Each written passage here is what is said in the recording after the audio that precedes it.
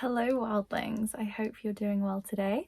I wanted to talk about the Murder of Crows Tarot by Corrado Roy and basically just share with you my first conversations with the deck because I am so blown away by it.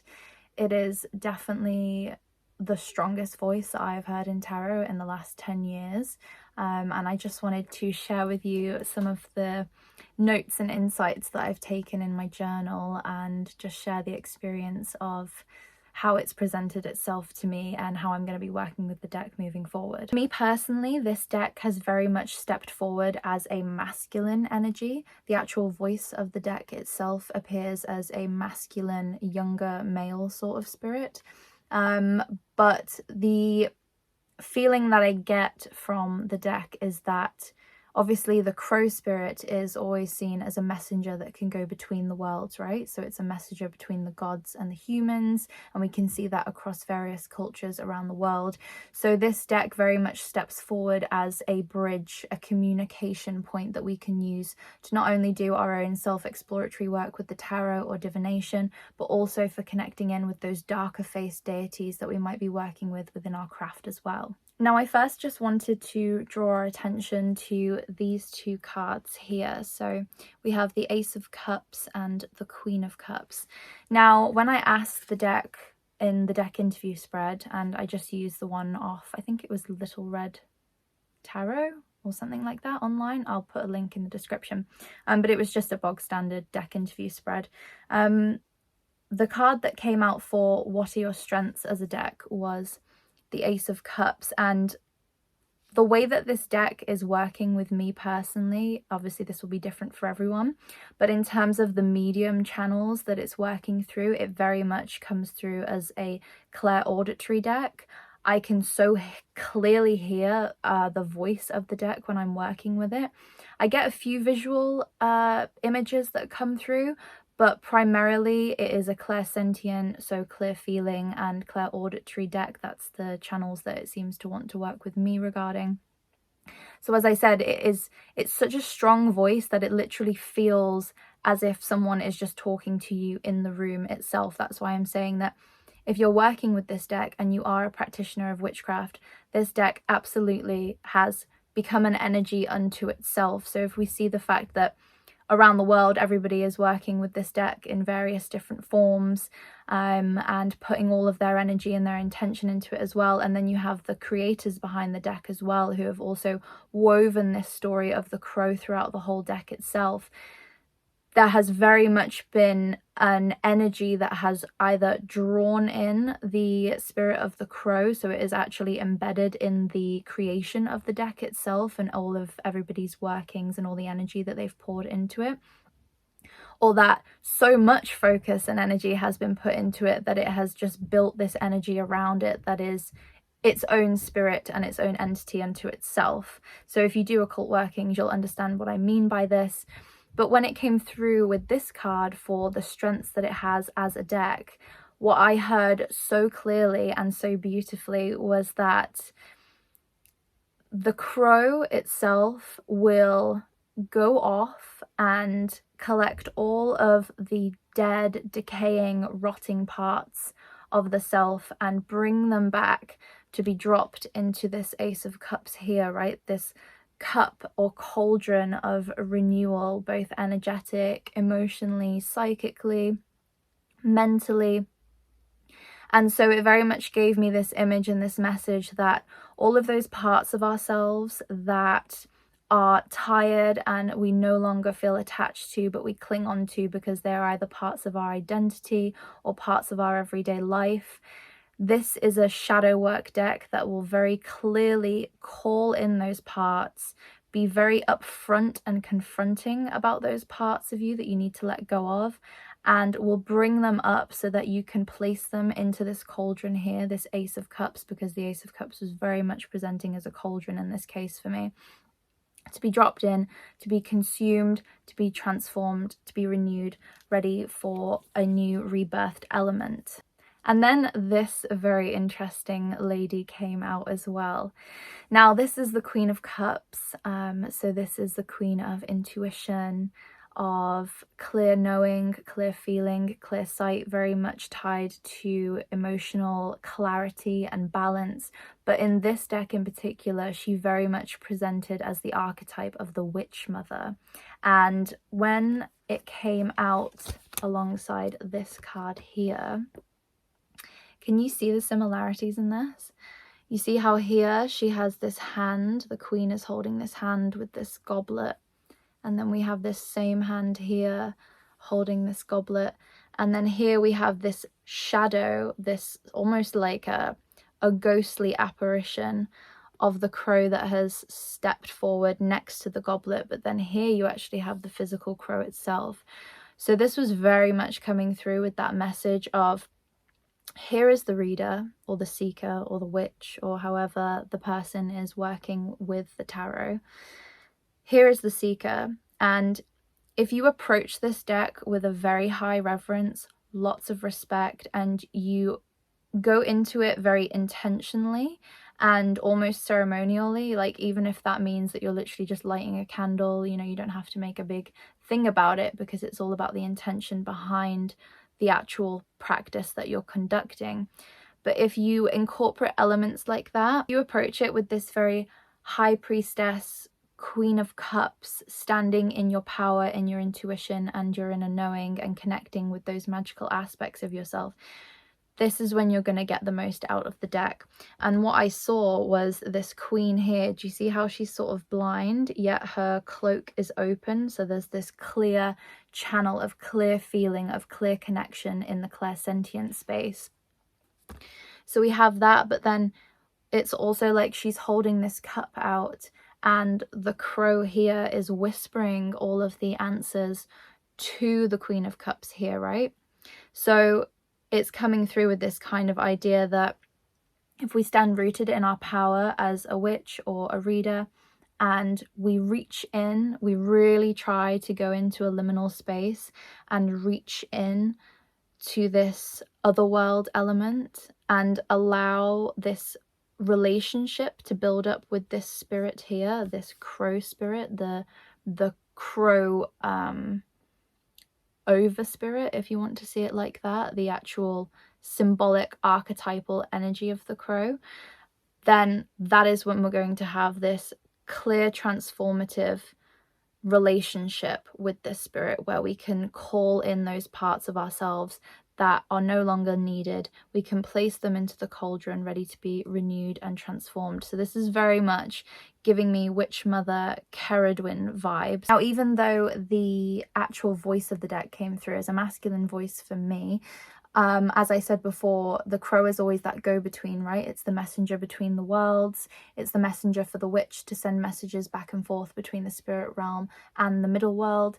And so even though it came forward as a very male voice for me personally, what came through very clearly was that this will be an exceptional deck for working with any form of a dark-faced deity, whether that be female or male. Any sort of messenger work or communication that goes between you and the deities that you are working with, or any of your companions and co-walkers, this will be a fantastic deck for that. Now, I wanted to share with you a little bit of an insight to what came up for me more personally when I did the deck interview spread.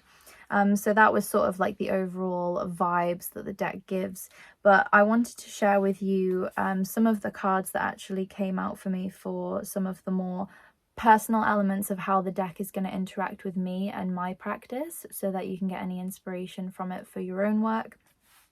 So the first question was to tell me about yourself and to tell me what I need to know about how you're going to approach working with me. And the card that came out was the Strength card. I love this interpretation of the Strength here. And the messages that I was getting through was, do you see how this character here is sort of clawing open the mouth of this lion? This was very much coming through as this deck will be very confronting with me, and it will give me information that can be very difficult or hard to swallow at times, but that ultimately, if I take that wisdom that is being presented to me and I look at it and I sit with it and I really think on it, then there will be this transformative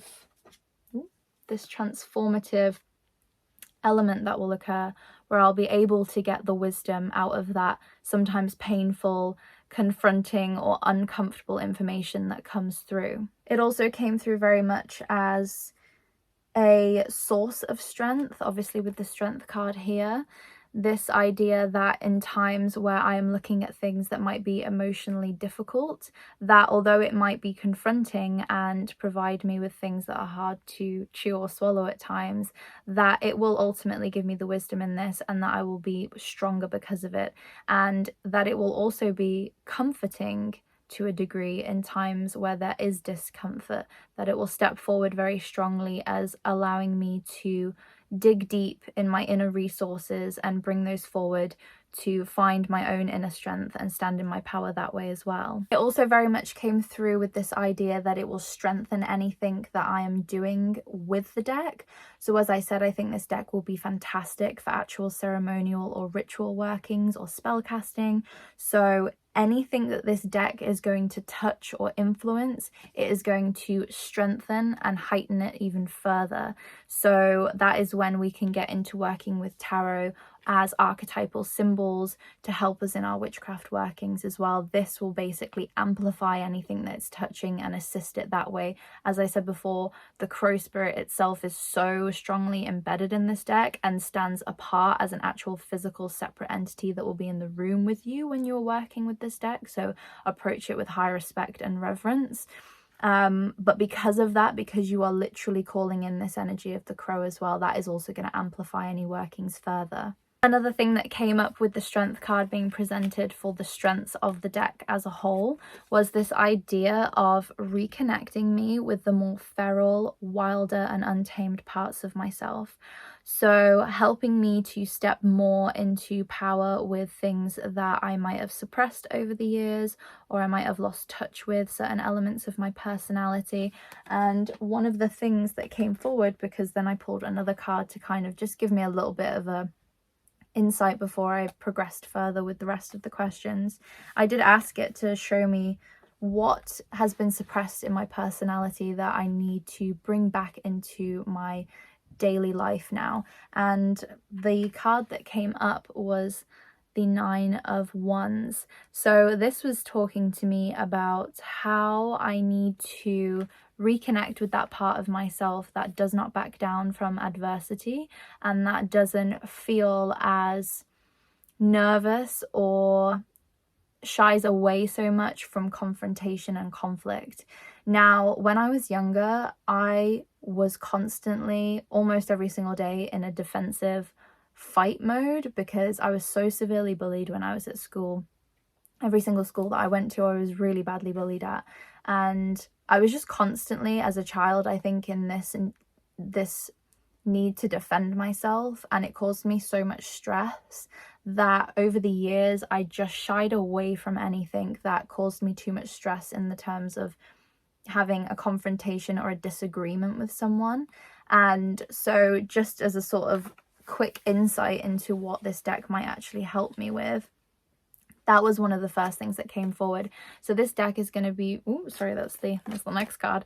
This deck's going to be really good for any shadow work and reclamation of parts of the self that need to be brought back into the main personality in order to step forward more fiercely, more wildly, engaging with that wild twin or the fetch, and basically bringing greater balance into your life because of that. So this is very much a shadow work deck, and it's going to be amazing for that. Last thing then that came up, because I'm not going to go through the whole deck interview, obviously, because some of it's private, but one of the things I did want to share was when I asked, what are your limits as a deck? And it very clearly said to me, I have none.